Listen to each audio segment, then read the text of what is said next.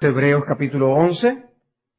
No vamos a leer el capítulo completo, solo vamos a leer los primeros 6 versículos. Es pues la fe, la certeza de lo que se espera, la convicción de lo que no se ve.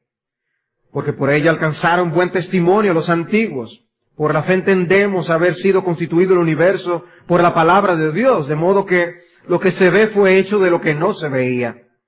Por la fe Abel ofreció a Dios más excelente sacrificio que Caín, por lo cual alcanzó testimonio de que era justo, dando Dios testimonio de sus ofrendas, y muerto, aún habla por ella. Por la fe Enoc fue traspuesto para no ver muerte, y no fue hallado, porque lo traspuso Dios. Y antes que fuese traspuesto, tuvo testimonio de haber agradado a Dios. Pero sin fe es imposible agradar a Dios, porque es necesario que el que se acerca a Dios crea que le hay y que es galardonador de los que le buscan. La fe es algo central en la vida del hombre. Hay el concepto de las personas de que a veces solo lo relacionado al cristianismo es lo que se hace por la fe. Pero la verdad es que el hombre está acostumbrado a hacer un montón de cosas por la fe. Por ejemplo, el hecho de que una persona vaya a un doctor del que a veces ni siquiera puede pronunciar su nombre, porque sobre todo hay muchos nombres árabes ahora, hindúes, de doctores que se han hecho eminencia, que no sabemos ni pronunciarlo. Vas a un médico del apellido que tú no puedes pronunciar, te da una receta que tú no sabes leer, vas a una farmacia a comprar una medicina que tú no conoces y que te dice que te lo tomes de cierta manera, y ahí vas tú a tu casa a tomarte esa medicina esperando que te haga bien. O sea, la verdad que eso es fe. Porque nosotros ni conocíamos al médico, ni conocemos al farmacéutico que nos dio la medicina, no sabemos si nos están dando otra cosa. Muchas veces hacemos un montón de cosas por la fe. Y Hebreos nos enseña, en Hebreos capítulo 11, que nosotros no debemos vivir sencillamente por la fe en sentido general. Nosotros debemos vivir practicando la fe que es de Dios. La fe que es de Dios es el tema de este capítulo. Y de manera particular, la fe perseverante. Yo por eso he titulado a este sermón La fe que persevera, número 1. Así que espero ver varios sermones en esta serie, miniserie dentro de la serie de Hebreos, basados en este capítulo, y que tratan acerca de esta fe que persevera, y de lo cual diré algo más en un instante. Ahora bien, nuestra costumbre como iglesia en cuanto a predicación desde hace ya muchos años es la predicación expositiva. El centro de la predicación expositiva es la palabra de Dios. Y seleccionamos un versículo, un párrafo, un capítulo o un libro y lo vamos explicando y estudiando en su contexto. Eso nos presenta un reto. Estudiar la epístola a los Hebreos poco a poco, como nosotros hemos estado haciendo, es muy diferente a lo que ocurrió con los lectores originales de esta carta o de cualquier otra carta del Nuevo Testamento. Lo más probable es que esas iglesias escucharan las cartas inspiradas por Dios que les llegaban leídas por el pastor o por el mensajero enviado de la carta, y lo escuchaban de una manera completa. Algunas cartas eran obviamente más largas que otras, pero las personas sencillamente tenían que escuchar. Ellos no tenían una copia en sus manos para escuchar la epístola leída. Los sermones en los días del Nuevo Testamento no comenzaban con la acostumbrada expresión, abran sus Biblias, porque la gente no tenía Biblia. Ese es un privilegio enorme, inmerecido, que nosotros tenemos en el día de hoy. Tener las Biblias en nuestras manos, que nosotros disfrutamos. En aquel entonces los hermanos tenían que prestar mucha atención a lo que se les comunicaba y se les predicaba. Y muy especialmente si era una epístola enviada por un apóstol o un enviado apostólico. Estudiar Hebreos 11 para nosotros es una experiencia muy diferente a lo que ellos tenían. Porque mientras nosotros venimos, estudiamos la mención de uno de los personajes que hay allí en ese capítulo, estos hermanos lo escuchaban todos de sopetón. Somos nosotros los que reflexionamos en Abel, en Enoc, en Noé, en Abraham, etc. Ellos escuchaban todo de corrido. Es una experiencia muy diferente. Y eso producía un impacto. Se veía claramente la conexión entre Hebreos 10, Hebreos 11, Hebreos 12. Esa segmentación que nosotros hacemos en el día de hoy al estudiar la epístola puede hacernos perder el bosque al concentrarnos en algunas ramas. Pero hay un bosque que debe causar una impresión en nosotros al estudiar esta epístola. En otras palabras, hermanos, al estudiar el contenido de este capítulo tan amado por el pueblo de Dios, no podemos dejar de recordar que este capítulo se desprende de lo dicho ya en el capítulo 10 y que nos dirige a lo que se expresa en el capítulo 12. No podemos dejar de recordar el contexto general de toda la carta, pues estaríamos cometiendo un grave error. La fe de la que Hebreos nos habla es la fe perseverante que prosigue a la meta de la esperanza eterna que nosotros tenemos en Jesucristo. La fe de la que habla Hebreos 11 no es la fe de algunos héroes del pueblo de Dios. Y yo quiero aclarar esto enfáticamente. La fe de la que habla Hebreos 11 no es la fe de algunos héroes escogidos del pueblo de Dios. Es la fe del pueblo de Dios. La fe de Hebreos 11 es la fe que caracteriza a todo aquel que llegará a la Jerusalén celestial. Es la fe de todos los miembros del pueblo de Dios y por eso en 10:38 cita las palabras del profeta Habacuc: el justo vivirá por la fe. El justo vive por la fe. Esa es su característica. Él empieza la carrera por la fe y él se mantiene en la carrera por la fe. La fe no es por eso solo la puerta de entrada a la vida, es una forma de vida para los hijos de Dios. Y ciertamente, como ya hemos visto, habrá apóstatas que se quedarán en el camino. Son aquellos que están lo suficientemente cerca como para que los demás piensen que son reales creyentes, verdaderos creyentes, pero no lo son. Por eso muchas de las advertencias que contiene esta carta. Pero es igualmente cierto, así como hay apóstatas, es igualmente cierto que los verdaderos creyentes nunca se perderán. Y eso también lo enseña esta epístola. Nosotros veíamos en el capítulo 10 cómo termina ese capítulo, con esta expresión: pero nosotros no somos de los que retroceden para perdición, sino de los que tienen fe, nuestra palabra, para preservación del alma. Los que tienen fe, nosotros, no algunos héroes, los creyentes todos, tenemos fe para no retroceder. Y de esa fe que habla Hebreos capítulo 11. Es por eso que menciona la fe en el versículo 39 y ahora dice después la fe, la certeza de lo que se espera, la convicción de lo que no se ve. De manera que los lectores de esta epístola están siendo exhortados a practicar y a vivir el tipo de fe que se narra en el capítulo 11. Ellos una vez tuvieron una experiencia con la fe. Una experiencia que el autor se las recuerda. Y por eso en el versículo 32 les dice: traed a la memoria los días pasados. Yo quiero que ustedes recuerden algo.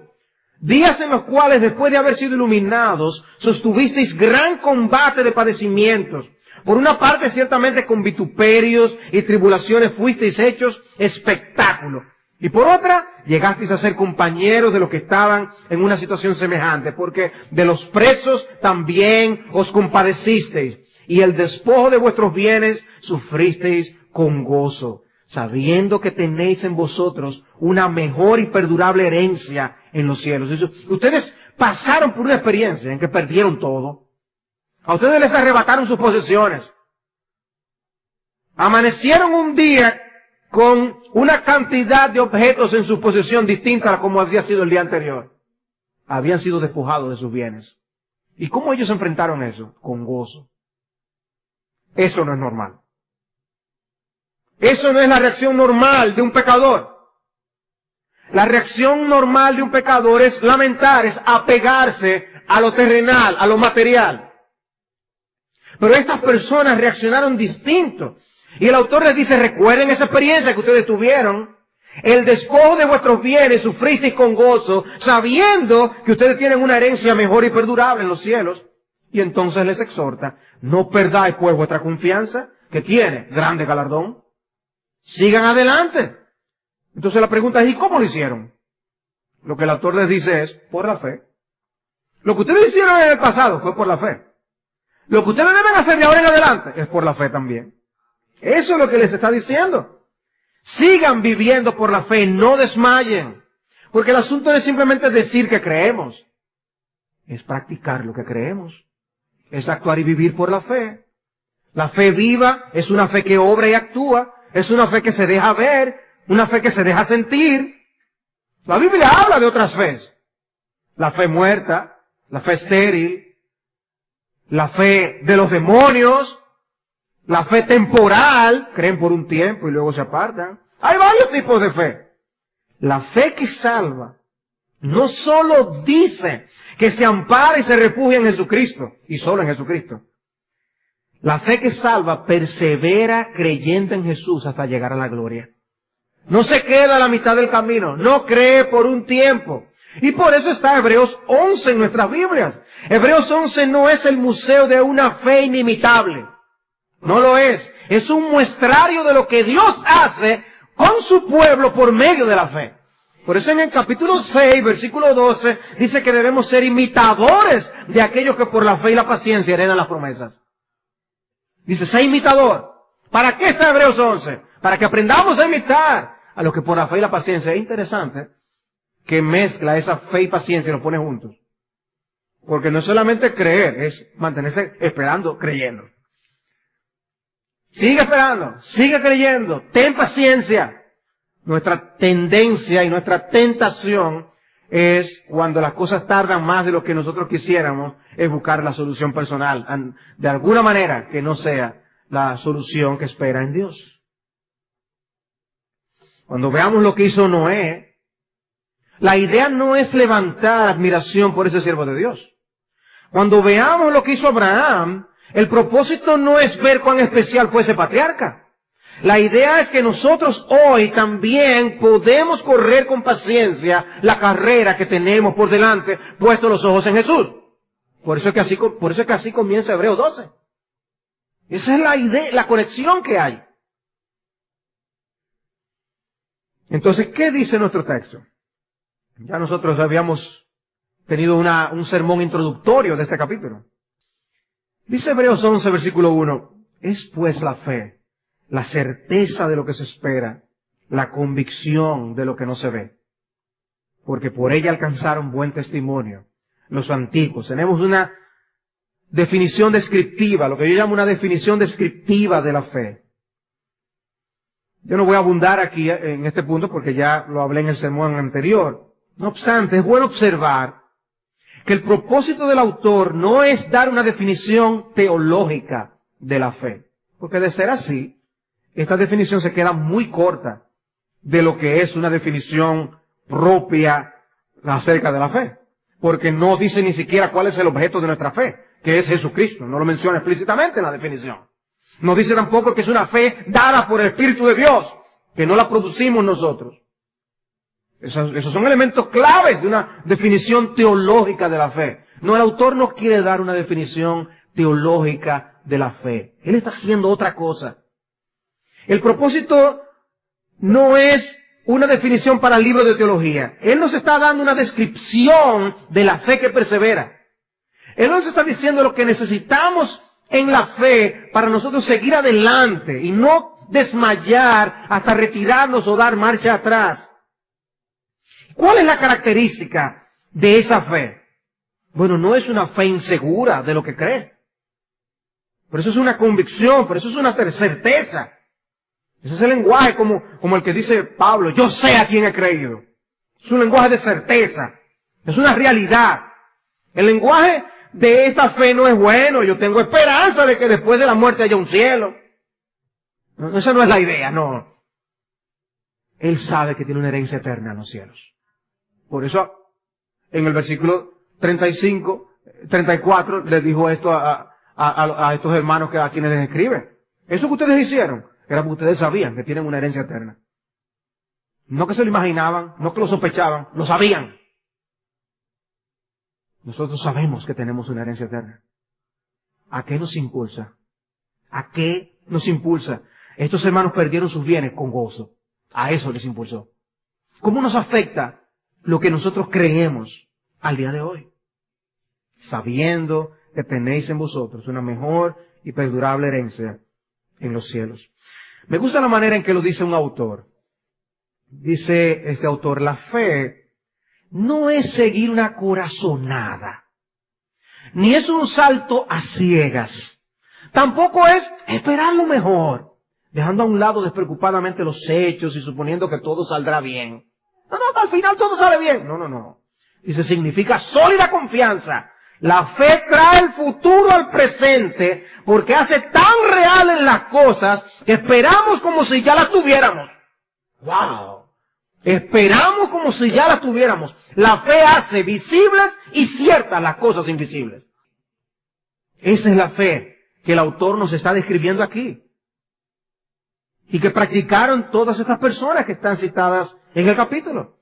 La fe nos hace poner nuestros ojos en el cielo. Y eso afecta el carácter y la forma en que vivimos. Afectará radicalmente las decisiones que tomamos en el día a día. Vivir por la fe es vivir con expectativa. Porque la fe, como decíamos, nos hace anticipar el futuro prometido por Dios. Y eso nos hace evaluar el presente a la luz de la eternidad. Impacta lo que hacemos hoy. De hecho, somos nosotros los creyentes los que podemos vivir el presente con la mejor objetividad. Porque el que se aferra a este mundo como si piensa vivir aquí para siempre. Hoy leí el Salmo 10 en la mañana. Es increíble como dice allí el salmista, citando al impío que piensa que podrá hacer de todo delante de Dios y nunca le pasará nada. Vive con esa arrogancia. Pero, ¿eso es objetividad o falta de objetividad? No tiene objetividad. Él realmente no sabe cómo son las cosas, ni lo que le espera. Pero el creyente puede vivir el presente con mejor objetividad. Y es por eso que los incrédulos ven al dinero y el placer de la manera en que lo hacen. Ese es su todo.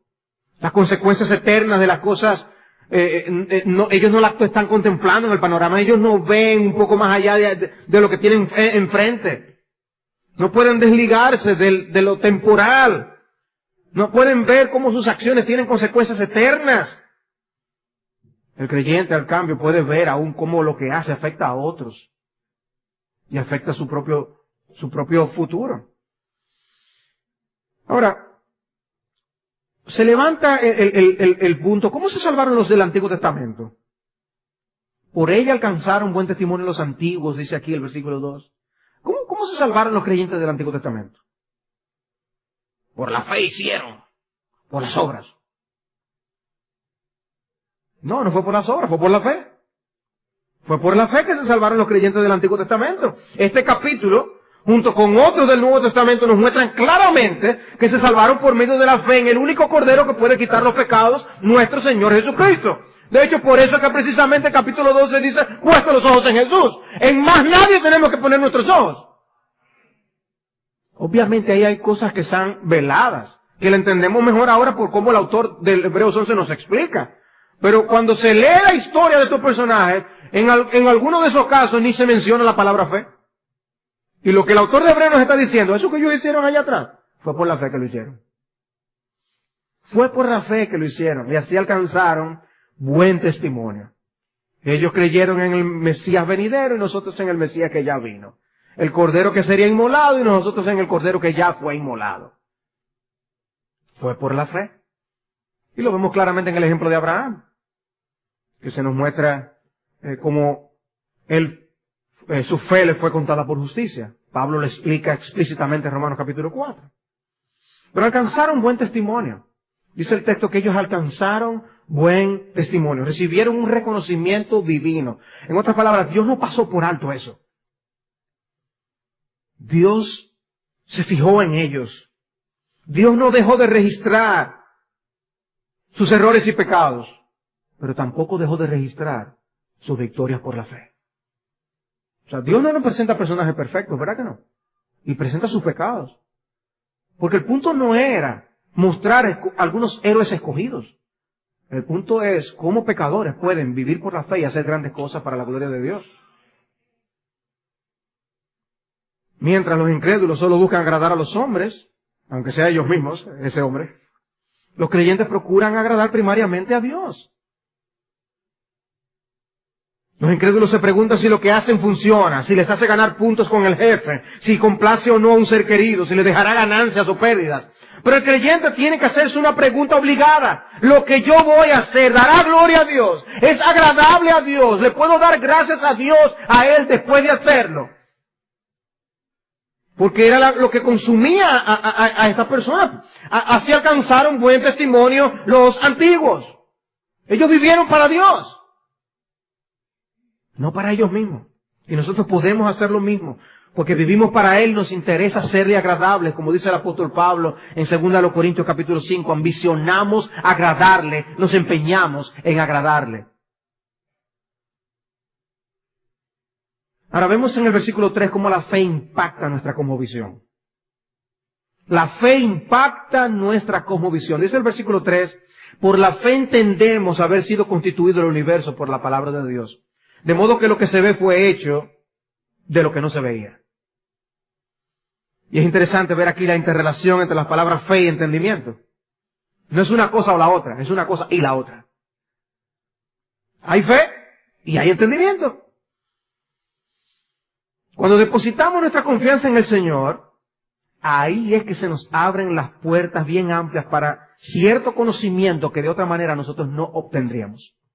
Y por eso es que Cristo en Mateo 11 dice, en aquel tiempo, versículo 25, respondiendo Jesús, oró a Dios, dijo, te alabo Padre, Señor del cielo y de la tierra, porque escondiste estas cosas de los sabios y de los entendidos y las revelaste a los niños. ¿Cuántos inteligentes creen en la evolución?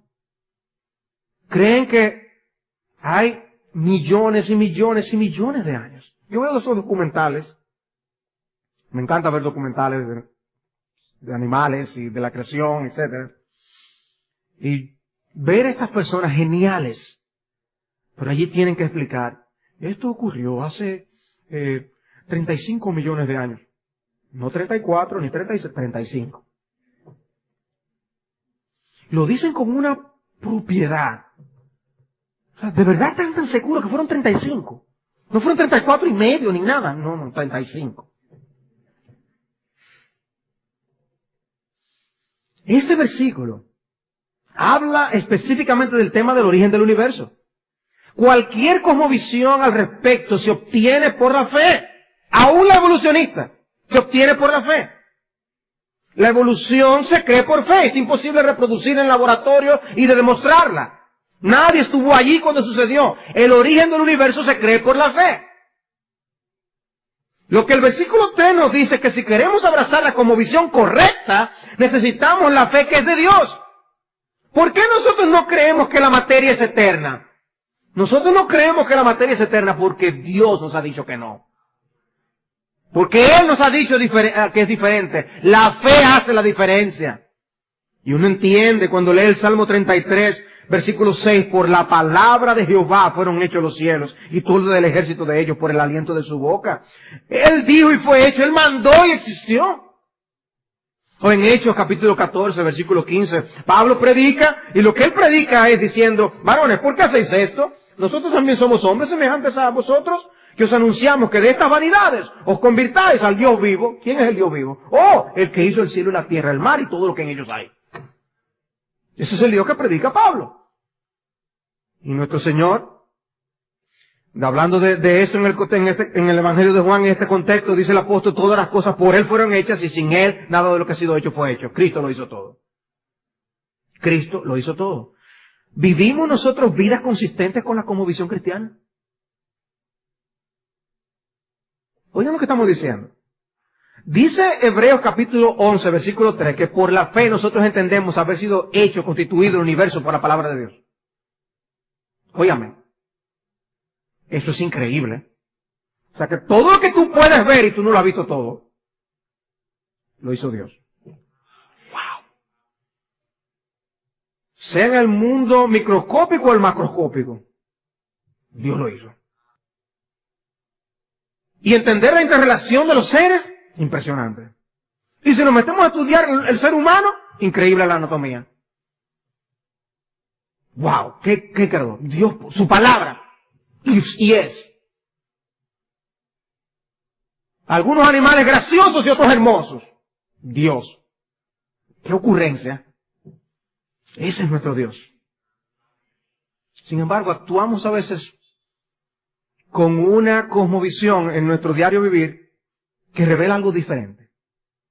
Había una vez alguien, hay un cuento, que se fue al puente de Brooklyn, en Nueva York, y se iba a lanzar, llega un policía, y el policía le dice, no te tires, es que la vida es un desastre, yo no tengo ninguna esperanza, no hay nada. Mira, exponme 5 minutos las razones por las que tú te quieres quitar la vida, y yo te voy a explicar tú me das 5 minutos para yo tratar de disuadirte.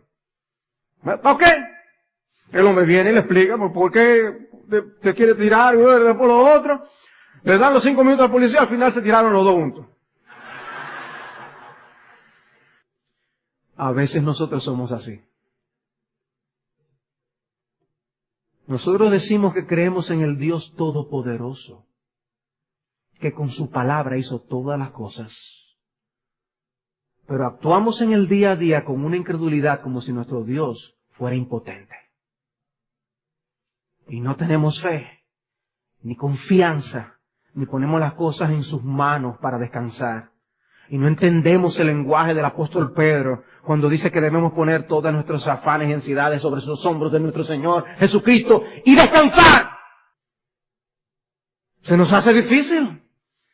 Una contradicción en la cosmovisión, en la práctica de lo que nosotros decimos creer. ¡Wow! ¿Habrá algo difícil para nuestro Dios? Él hizo todo el universo y no podemos orar que ocurra el milagro. Y si es su voluntad ocurrirá y orar con fe. Si tiene todo el poder en su palabra para hacer el mundo y mantenerlo, ¿por qué no puede intervenir en nuestras vidas y en nuestro alrededor para también hacer obras portentosas? Por eso es que el centurión fue alabado por Jesucristo. Dice que ni aún en Jerusalén, Israel, he encontrado Dios tanta fe. Ve y como creíste te sea hecho, porque él decía, Señor, es que yo le digo a mi gente, ve a aquello y lo hace, vaya a lo otro y lo va. Di la palabra y mi siervo sanará. Y nosotros tenemos esa fe. Había una vez un terremoto en un lugar. Y tú sabes, todo el corredero, de aquello y lo otro. Y el otro día estábamos grabando, entendiendo los tiempos, y tembló la tierra. Nos quedamos tranquilitos allí los tres. Pero yo creo que no fue por la fe, ¿no? Era para no pasar vergüenza, saliendo corriendo en la cámara.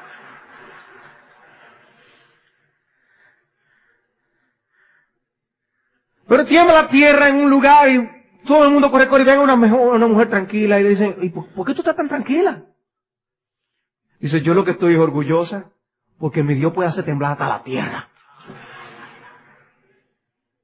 Ese es nuestro Dios. Ahora, esa es la fe nuestra en nuestro Dios. Después de los versículos 4 al 6, nosotros tenemos cómo la fe impacta nuestra vida de adoración. Pero ¿saben qué? Se me acabó el tiempo. ¿Cómo la fe impacta nuestra vida de adoración? ¿Usted quiere saber cómo es eso?